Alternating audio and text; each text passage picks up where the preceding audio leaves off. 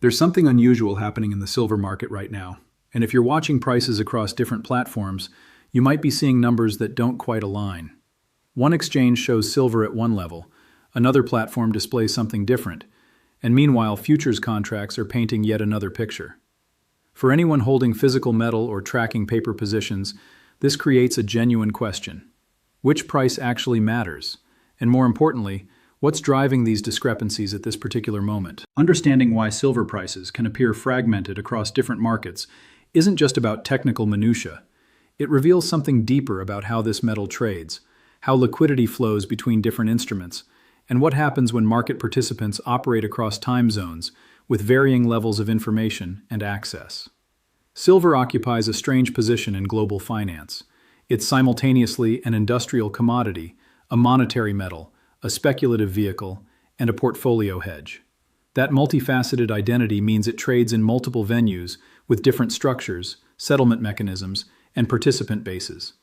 When those markets temporarily disagree on value, it creates friction that sophisticated players exploit and retail participants often misunderstand. Right now, as we approach Monday's opening, that friction is visible. Part of this stems from the way silver markets operate across a 24-hour cycle, but with distinct liquidity windows. The London spot market establishes reference prices during European hours. COMEX futures in New York dominate American trading sessions. Asian markets contribute their own flow, particularly from Shanghai and other regional exchanges.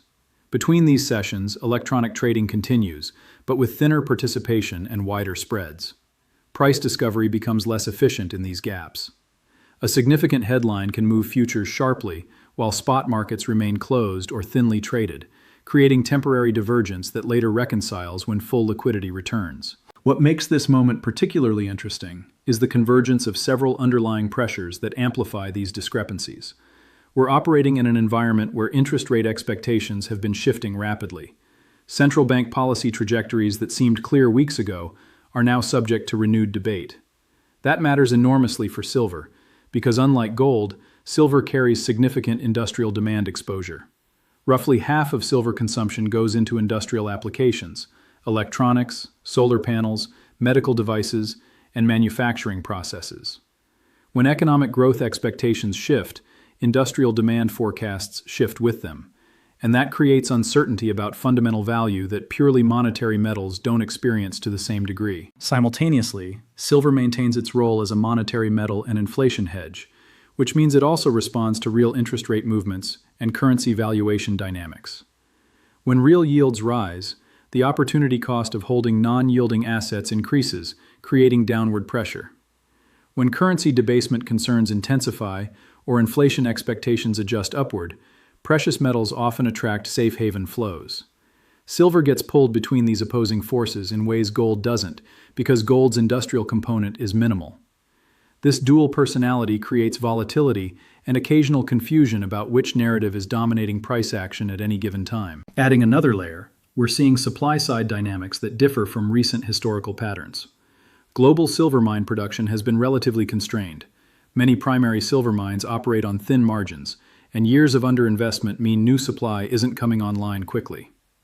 Byproduct silver from base metal mining represents a significant portion of total supply, and that output depends on copper, zinc, and lead production decisions driven by entirely different economic calculations. When base metal prices weaken due to growth concerns, but monetary demand for silver strengthens due to financial uncertainty, you get supply that's unresponsive to silver's own price signals in the short term. This inelasticity can exaggerate price moves and contribute to valuation confusion across markets. The derivative structure also plays a role. Silver futures markets involve substantial leverage and speculative positioning. Managed money accounts, hedge funds, and algorithmic traders hold positions that dwarf physical market flows on any given day. When these participants adjust positioning rapidly, especially near contract rollovers or in response to technical level breaks, futures can decouple temporarily from spot markets, where physical delivery logistics impose natural constraints. You might see futures spike or decline sharply, while dealers in physical metal are barely adjusting their quotes because actual supply and demand for deliverable bars hasn't changed materially. Right now, heading into Monday's open, there's also the factor of information asymmetry. Markets digest news at different speeds. A significant geopolitical development, unexpected economic data release, or central bank communication over the weekend can create anticipatory positioning in futures markets Sunday evening, while spot markets wait for Monday's full liquidity. Early electronic trading reflects expectations and speculation more than verified settlement prices. This is when you see the widest spreads between bid and ask, the most disagreement between platforms, and the greatest potential for misleading price signals if you're not accounting for volume and depth. So which price is right? The answer depends on what you're actually doing. If you're buying or selling physical metal, the relevant price is what dealers are quoting for immediate delivery in your market, with your specifications. That price incorporates premiums over spot that reflect fabrication costs, distribution logistics, and dealer margins. It's the most tangible reference point because it represents actual transactable value. If you're trading futures or options, the relevant price is the specific contract you're entering or exiting, with attention to bid-ask spreads and contract month. If you're simply tracking net worth or portfolio value, spot price references from major platforms like Kitco or Bullion Vault provide reasonable approximations, but understand they're synthetic composites, not necessarily executable prices. The deeper insight here is recognizing that price discovery in silver isn't a single number handed down from some central authority. It's an ongoing negotiation across fragmented markets with different participants, different information sets, and different time horizons. When those markets agree closely, it signals efficient information flow and balanced positioning. When they diverge noticeably, it signals uncertainty, information gaps, or liquidity imbalances that often precede larger moves. Paying attention to these spreads can actually provide trading intelligence rather than just confusion. Looking at the factors likely to influence where silver settles as full liquidity returns Monday, several dynamics warrant attention. Currency markets will matter significantly. If the dollar strengthens on safe haven flows unrelated to precious metals fundamentals, that creates technical headwinds for dollar-denominated silver, even if underlying demand remains firm. Conversely, dollar weakness amplifies upside potential. Energy prices also feed through to silver because mining and refining are energy intensive.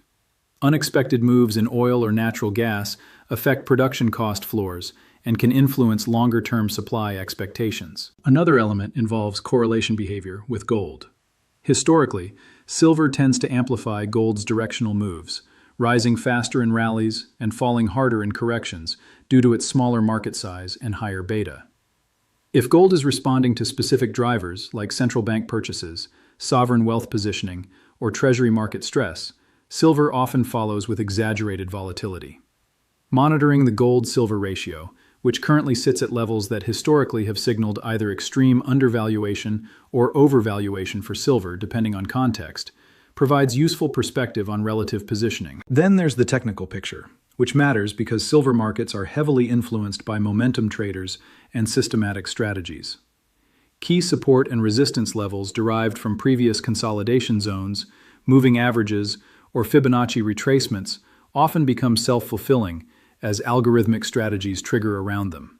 Whether silver opens above or below certain thresholds Monday could determine whether momentum builds in either direction, or if the market consolidates further while awaiting clearer catalysts. What often gets overlooked in these moments of price confusion is the asymmetry in how different market participants experience it. Large institutions with direct access to multiple venues, real-time data feeds, and sophisticated execution infrastructure can arbitrage discrepancies and position advantageously. Retail participants relying on delayed quotes or single-platform pricing often transact at disadvantageous levels without realizing it. This isn't manipulation in the nefarious sense, it's simply the structural reality of market access inequality. Being aware of it allows for better timing and platform selection when entering or exiting positions. As Monday's trading begins, silver will ultimately settle toward whichever price reflects the balance of actual buying and selling pressure across the most liquid venue at that moment, which typically means COMEX futures during New York hours and London spot during European hours. The weekend's electronic trading will have provided early signals, but real price discovery happens when full participation returns. If there's been significant headline risk or positioning shifts, expect volatility in the first hours as markets reconcile divergent expectations. For those watching this space, the lesson isn't to obsess over which exact number is correct at any frozen moment. It's to understand that silver's price exists as a spectrum across instruments and venues, and that spectrum narrows or widens based on information flow, liquidity, and participant conviction. When confusion exists, it usually means the market itself is genuinely uncertain about fair value given current conditions. That uncertainty eventually resolves, often sharply, once a catalyst provides clarity or positioning becomes too one-sided to sustain. Silver remains one of the most interesting assets to watch, precisely because it doesn't fit neatly into a single category. It responds to industrial cycles, monetary conditions, speculative flows, and supply constraints simultaneously. That complexity creates the price confusion we're seeing now, but it also creates opportunity for those who understand what's actually moving beneath the surface. As liquidity returns, and this week's trading establishes fresh direction, the market will tell us which narrative is winning, at least for now.